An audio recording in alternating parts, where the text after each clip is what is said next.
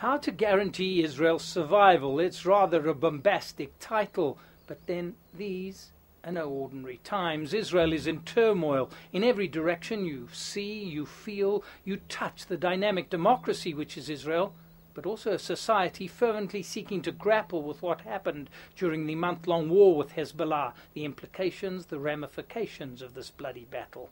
Sometimes the debate, the argument, the struggle assumes unedifying dimensions. Sometimes you even get the feeling that the politicians and that the protesters about policy are going overboard, that they risk tossing the baby out with the bathwater, risk eroding, undermining even the very foundations of this dynamic society.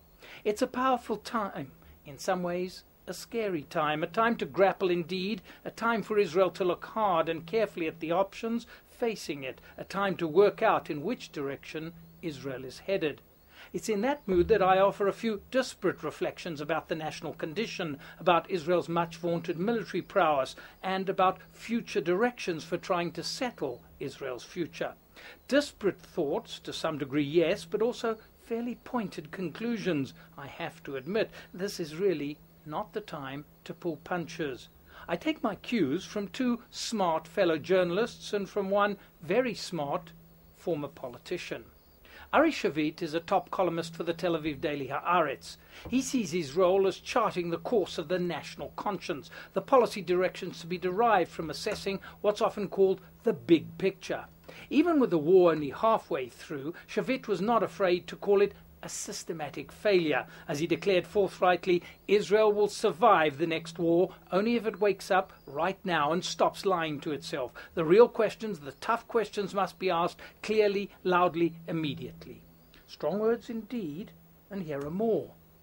In its early decades, almost miraculously, says Shavit, Israel succeeded in carving a path between the internal contradictions of its existence and even turned those contradictions into a source of strength. Precisely because it was aware of its own fragility, Israel was able to create a vibrant and productive national existence that was fortified by a powerful deterrent national security. And Shavit goes on. Within recent decades, there has been an unraveling of the old Israeli order, and no new Israeli order emerged. No new Israeli narrative was told. No contemporary wisdom was articulated to bridge the massive disparity between the internal Israeli milieu and the external Middle East environment in which Israel has its existence. So Shavit posed these taxing questions. Were attacks on Israeli militarism and Israeli machoism justified or dangerous? Does the attitude towards the occupation and the vaunted convergence withdrawal plan in the West Bank need to be reassessed? Is it the occupation that caused the IDF's metal fatigue, or was it the hedonism of Tel Aviv? For a view of one key aspect of that very pointed ultimate question, let's move on to the doyen of Israeli strategic affairs, writer Zev Schiff. For a view of one of the key aspects of that very pointed ultimate question, let's move on to the doyen of Israeli strategic affairs writers, Zev Schiff. Away from Shavit's broad sweep, he hones in on what went wrong with the IDF and takes up the cudgels as he contemplates a key question. Has the fighting force been sapped of its own force by the long years of occupation? And this is Zev Schiff's blunt assessment. One of the main conclusions of the war against Hezbollah will be the fact that the fighting abilities of the ground forces deployed by the IDF in Lebanon have been blunted by years of police action in the territories. Hezbollah, writes Schiff, trains, fights, and is equipped as an army utilizing some of the most advanced anti-tank missiles and other weapons. On the other hand, most IDF units in their training and operations have followed fighting doctrines of a police force, not of a regular army. The character of the IDF, known for its blitzkrieg methods, encircling movements deep inside enemy territory, and the ability to bring about a quick and decisive conclusion to the fighting, has been spoiled by years of involvement in other kinds of operations, including missions to stop terrorist cells, thwarting suicide bombers, sieges on population centers, all of which tied the IDF down emotionally and politically. And Schiff's trenchant conclusion is this: many of the advantages and the operational qualities of the IDF have been lost because the army, from a military point of view, has been fighting the wrong war. Let's go on to another broader, sweeping conclusion, this time on the political diplomatic front. Shlomo Ben-Ami is a former top diplomat and strategic thinker, the man who had hoped, alongside Ehud Barak, to lead Israel to a conclusive political settlement with the Palestinians prior to the outbreak of the Second Intifada in the year 2000.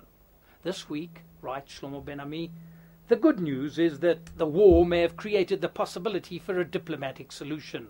War has proven the limits of power, especially in face of a terror movement or nationalist opposition with popular support and religious motivation. And he goes on, striving for international legitimization of its borders and its rights to defend them are essential elements in Israel's deterrent power. Israel has reached partial reconciliation with the international community only after the pretentious goals of the war were worn down by the inability to subdue the enemy militarily. But now that Israel has realized the value of an internal peacekeeping force stationed on its borders as a critical goal of the war, there is a clear lesson to be drawn, says Ben-Ami. The case of Lebanon should serve as a precedent for the Syrian and Palestinian fronts to draw recognized international borders and to deploy international forces along them to protect the arrangement. And his final conclusion is this. After Israel has tried everything, it has only one choice left, to come to an arrangement with its neighbors based on international borders which are firmly supported by the international community. This is indeed a moment of great national choice for Israel, rather like that which the nation faced at the conclusion of another path-blazing war, that in 1967, when Israel believed its survival was really at stake.